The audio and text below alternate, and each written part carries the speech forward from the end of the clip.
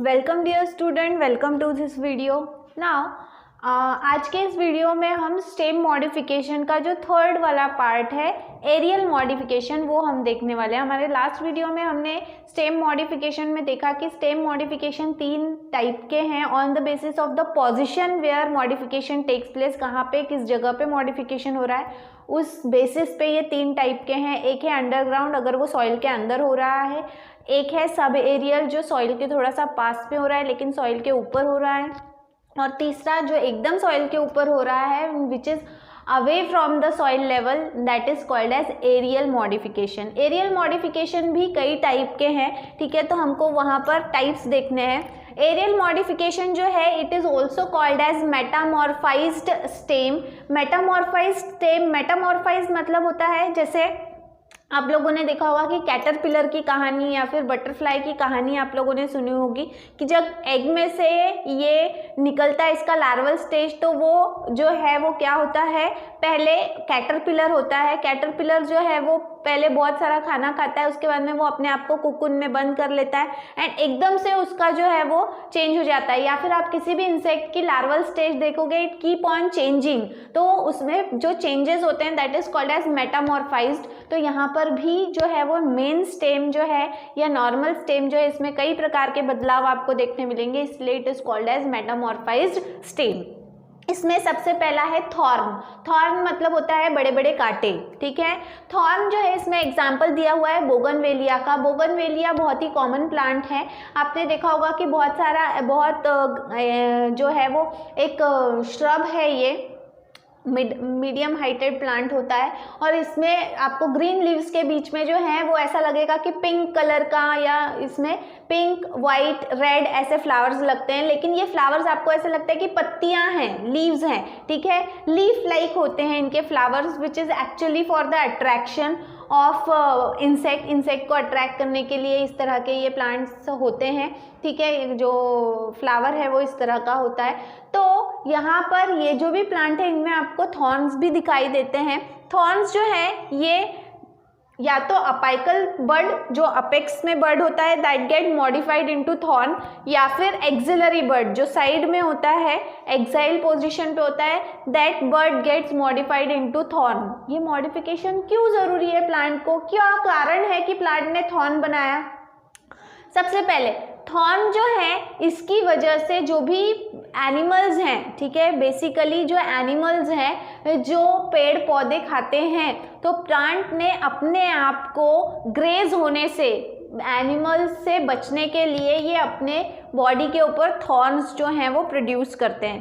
Plus thorns के produce होने की वजह से जो रेट ऑफ ट्रांसपिरेशन है वो भी कंट्रोल किया जा सकता है अगर leaves are getting converted into thorns, ठीक है। तो यहाँ पे थॉर्न्स जो है actually that is the modification carried out by the plant to stay away from grazing animals और to get rid of the grazing animals, ठीक है। चरने वाले जानवरों से अपने आप को बचाने के लिए ये प्लांट इस तरह का काम मतलब मॉडिफिकेशन करते हैं। इसके बाद में नेक्स्ट इज फाइलोक्लैड। फाइलोक्लैड में फाइलो ये वर्ड का मीनिंग होता है लीफ फाइलॉड, ठीक है, एंड क्लैड में क्लैडोड ये वर्ड का मीनिंग होता है स्टेम। इसका एग्जाम्पल है ओपोइंशिया, ओपोइंशिया डेलनी। ओपोइंशिया मतलब कैक्टस का प्लांट। आपने देखा होगा कि जो भी कैक्टस का प्लांट होता है, ठीक है, ये कैक्टस के प्लांट में आपको बड़ा फ्लैट ग्रीन कलर का स्ट्रक्चर दिखाई देता है, ठीक है। वो फ्लैट सो ये जो भी फ्लैट ग्रीन स्ट्रक्चर है एक्चुअली दिस इज स्टेम। भले ही वो ये जो स्ट्रक्चर है ये हमें लीफ की तरह दिखता है, लेकिन ये लीफ नहीं, ये स्टेम है। Then what are where leaves goes, leaves कहाँ चली गई? तो जो भी ये स्पाइन्स हैं, ठीक है, ये जो भी स्पाइन्स हैं they are nothing but they are the leaves. Now यहाँ पे ये मॉडिफिकेशन क्यों हुआ है? ये मॉडिफिकेशन जो है वो इसलिए हुआ है क्योंकि हमें पता है कि कैक्टस मतलब जो ओपोइंशिया प्लांट है ये जनरली कहाँ पर कौन से एरिया में ग्रो होते हैं? ये डेजर्ट एरिया में ग्रो होते हैं। डेजर्ट एरिया में ऑलरेडी पानी की बहुत कमी होती है, सॉइल में वाटर लेवल बहुत कम होता है। नाउ ये जो भी प्लांट्स होते हैं, इन प्लांट्स का सबसे पहला एम होता है कि जो भी प्लांट्स हैं इनमें वाटर को रिटेन करके रखा जा सके, ट्रांसपिरेशन कम से कम हो। अब ट्रांसपिरेशन का एक रूल है कि जो भी लीफ है, लीफ का लैमिना जितना बड़ा रहेगा उस पे नंबर ऑफ स्ट्रोमेटास उतने ज्यादा रहेंगे, ठीक है। जितने नंबर ऑफ स्ट्रोमेटा ज्यादा रहेंगे उतना ट्रांसपिरेशन रेट मतलब लॉस ऑफ वाटर ज्यादा होगा। अब यहाँ पर अगर ट्रांसपिरेशन रेट को कम करना है तो लीफ के साइज को क्या करना होगा? कम करना होगा। लीफ का साइज ये प्लांट कम करते करते करते करते कितना कम कर दिया? बिल्कुल सुई के नोक जितना, मतलब leaves are converted into spines, छोटे छोटे कांटों में वो कन्वर्ट हो गया। मतलब नंबर ऑफ स्ट्रोमेटा इतने कम हो गए कि निग्लिजिबल हो गए, मतलब लॉस ऑफ वाटर जो है वो कहीं ना कहीं रोक लिया गया। लेकिन लीफ से सिर्फ जो है वो ट्रांसपिरेशन ये फंक्शन जुड़ा हुआ नहीं रहता। Leaf also gets involve into very important process called as photosynthesis. Photosynthesis की प्रोसेस में भी लीफ का बहुत ही इंपॉर्टेंट रोल है। तो अगर फोटोसिंथेसिस के रेट को बचाना है, फोटोसिंथेसिस का रेट घसरना नहीं चाहिए, इसीलिए प्लांट अपने अंदर एक और मॉडिफिकेशन करता है और अब वो मॉडिफिकेशन स्टेम में हो रहा है। जो स्टेम है उसे लीफ लाइक स्ट्रक्चर दे रहा है, लीफ की तरह उसे फ्लैट कर दिया, ग्रीन कर दिया। अब यहाँ पे एक्सचेंज ऑफ गैसेस के लिए स्टेम के ऊपर भी नंबर ऑफ स्ट्रोमेटास होते हैं, but as compared to leaf the number of strometas are very less on the surface of stem के ऊपर उनके नंबर कहीं ज्यादा मतलब बहुत कम होते हैं as compared to leaves। तो इस तरह से जो भी स्टेम है, स्टेम फोटोसिंथेसिस परफॉर्म करता है और लीफ जो है वो स्पाइन में कन्वर्ट हो गए हैं to check the rate of transpiration. तो इस तरह से आपको फाइलोक्लैड वाला जो मॉडिफिकेशन है जिसमें stem is modified to leaf like structure, ये आपको देखने मिलेगा किसमें? ओपोइंशिया, इसके अलावा मल्कनबेकिया, यूफोर्बिया और भी बहुत सारे टाइप्स हैं, इसके एग्जाम्पल्स हैं एक्चुअली, ठीक है। इसके बाद में है क्लैडोड। क्लैडोड में एग्जाम्पल है एस्पेरेगस। यहाँ पर क्या होता है? क्लैडोड में अगेन सेम कंडीशन है कि जीरोफिटिक कंडीशन मतलब पानी के कमी वाली कंडीशन, जहाँ पे सॉइल में पानी बहुत कम है। ऐसे एरिया में अगर प्लांट ग्रो होते हैं तो उनका मेन पर्पस होता है कि ट्रांसपिरेशन को कम से कम रखें। अब ट्रांसपिरेशन अगर कम रखना है तो उसका सीधा असर जाता है किसके ऊपर? लीफ के साइज के ऊपर। अब लीफ का साइज अगर छोटा हो गया है तो फिर उसका दूसरा इफेक्ट होता है फोटोसिंथेसिस के रेट के ऊपर। तो फोटोसिंथेसिस के लिए जो स्टेम है या फिर ब्रांचेस हैं that get converted into leaf like structure. तो यहाँ पे ब्रांचेस, इफ सपोज ये एक प्लांट है, ठीक है, तो प्लांट के जो ब्रांचेस हैं यहाँ पे छोटे ब्रांचेस एक ही इंटरनोड जितने बड़े होते हैं, इसमें एक ही नोड होता है। इस तरह से यहाँ पे छोटे छोटे ब्रांचेस जो हैं वो ग्रीन कलर के हो जाते हैं, पतले पतले हो जाते हैं, and they perform the process of photosynthesis while. तो ये क्या है? दीज आर द स्टेम्स, ठीक है, या फिर ब्रांचेस जो फोटोसिंथेसिस करेंथे।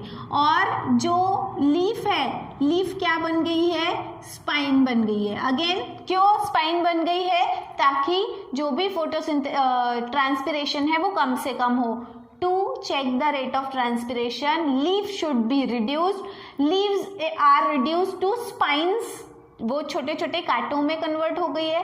लेकिन because of the reduction of the size of the leaf, it also affect to the rate of photosynthesis.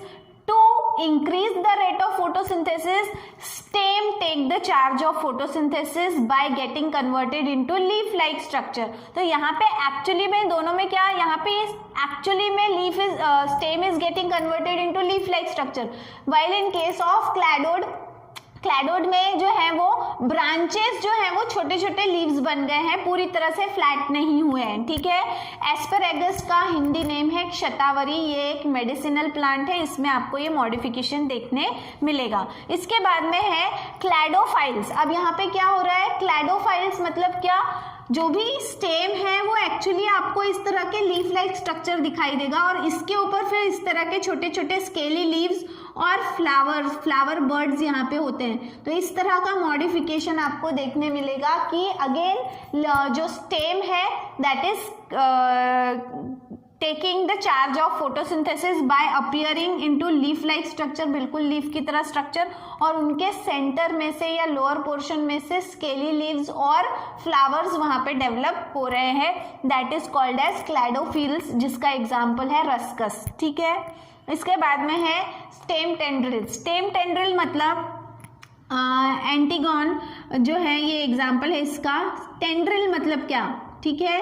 अब यहाँ पे tendrils are nothing but they are the thin wire like projections, ठीक है, या hair like projections, जो generally आपको climber में देखने मिलेगा। क्लाइंबर वेल को सपोर्ट की जरूरत होती है और वो अपने सपोर्ट को पूरी तरह से पकड़ने के लिए, ग्रिप के लिए वो इस तरह के टेंड्रिल्स तैयार करता है। टेंड्रिल्स जो है वो दो प्रकार से डेवलप हो सकते हैं।